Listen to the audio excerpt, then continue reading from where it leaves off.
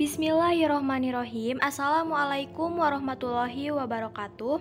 Perkenalkan, nama saya Hilma Aulia Hidayanti dengan NIM KHGC 19016 kelas 2A Prodi S1 Keperawatan. Di sini saya akan menjelaskan tentang salah satu dari golongan antibiotik, yaitu makrolida. Untuk memenuhi salah satu tugas mata kuliah farmakologi sebagai pengganti UTS. Sebelum menjelaskan tentang makrolida, saya akan menjelaskan terlebih dahulu tentang apa itu antibiotik. Antibiotik adalah zat-zat yang dihasilkan oleh mikroba, terutama fungi dan bakteri tanah, yang dapat menghambat pertumbuhan atau membasmi mikroba jenis lain. Sedangkan, toksisitasnya terhadap manusia relatif kecil. Kemudian, antibiotik juga digolongkan menjadi 7.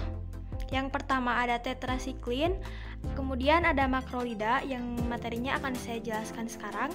Kemudian ada quinolone, contrimazole, clindamycin, metronidazole, meropenem.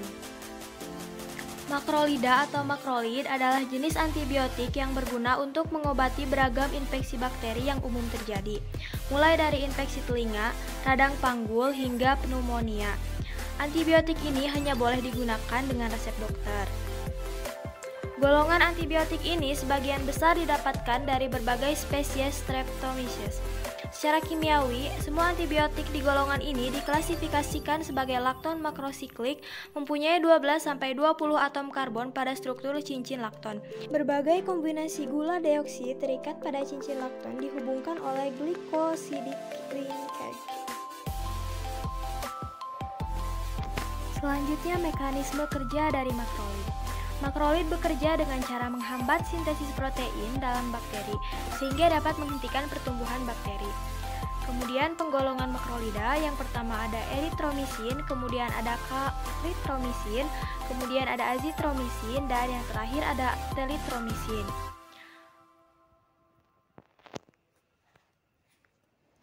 Golongan makrolida yang pertama yaitu eritromisin. Dosisnya untuk oral, dewasa dan anak-anak di atas 8 tahun 250-500 mg tiap 6 jam atau 0,5-1 gram tiap 12 jam. Kemudian waktu paruh dalam serum normalnya sekitar 1,5 jam dan 5 jam pada penderita anuria.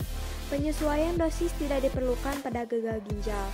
Adapun efek sampingnya, yang pertama, efek pada saluran cerna titik-titik anoreksia, mual muntah, dan diare terkadang timbul pada pemberian oral. Kemudian yang kedua ada toksisitas di hati. Yang selanjutnya yaitu klaritromisin. Dosis yang dianjurkan adalah 250-500 mg 2 kali sehari atau 1000 mg untuk sediaan lepas lambat sebanyak sekali sehari. Waktu paruh. Klaritromisin memiliki waktu paruh yang lebih panjang 6 jam daripada eritromisin. Indikasinya, infeksi saluran napas bagian atas, efek samping, dispepsia, sakit kepala, stomatitis, glossitis, dan gangguan indera perasa dan penciuman. Selanjutnya adalah azitromisin. Dosisnya 500 mg dosis azitromisin menghasilkan kadar dalam serum yang relatif rendah. Yang terakhir ada telitromisin. Dosis obat ini diberikan dalam dosis sekali sehari sebesar 800 mg dan memunculkan kadar puncak dalam serum sekitar 2 makrogram per mililiter. Kontraindikasi, pasien dengan disfungsi hepatik dan penurunan fungsi ginjal. Selanjutnya, farmakokinetik antibiotik makrolida. Yang pertama ada absorpsi. Basa eritrosin dihancurkan oleh asam lambung, sehingga harus diberikan dalam bentuk tablet berselaput enterik atau berbentuk antibiotik yang diesterifikasi. Semua diabsorpsi secara adekuat pada pemberian oral. Klaritromisin, azitromisin, dan telitromisin bersifat stabil terhadap asam lambung dan mudah diabsorpsi. Yang kedua, distribusi. Eritromisin didistribusikan secara baik hingga ke seluruh cairan tubuh kecuali CSF. Obat ini merupakan antibiotik yang berdisfusi ke dalam cairan prostatik dan memiliki karakteristik akumulasi yang unik dalam makrofag. Keempat obat ini terkonsentrasi dalam hati. Inflamasi membuat penetrasi dalam jaringan lebih besar. Secara serupa, klaritromisin, azitromisin, dan teletromisin didistribusikan secara luas dalam jaringan. Kadar azitromisin dalam serum adalah rendah. Obat terkonsentrasi dalam neutrofil, makrofag, dan fibroblast. Azitromisin mempunyai waktu paruh yang paling lama dan volume distribusi yang paling besar di antara keempat obat. Yang ketiga adalah metabolisme. Eritromisin dan teletromisin dimetabolisme secara ekstensif dan diketahui menghambat oksidasi sejumlah obat melalui interaksinya dengan sistem sitokrom P450.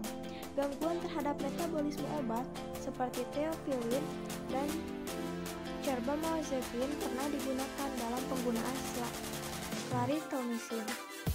Klaritromisin dioksidasi menjadi derivat 14-hidroksi yang mempertahankan aktivitas antibiotika. Yang terakhir, ekskresi. Eritromisin dan azitromisin terutama terkonsentrasi dan diekskresi dalam bentuk aktif dalam MPD. Reabsorpsi parsial terjadi melalui sirkulasi enterohepatik. Metabolit inaktif diekskresikan dalam urin. Sebaliknya, klaritromisin dan metabolitnya dieliminasi oleh ginjal dan juga hati. Dan dianjurkan agar dosis obat ini disesuaikan pada pasien dengan fungsi ginjal yang menurun. Mungkin sekian yang dapat saya sampaikan. Mohon maaf apabila dalam penyampaiannya terdapat banyak sekali kekurangan dan kesalahan. Terima kasih atas perhatiannya. Wassalamualaikum warahmatullahi wabarakatuh.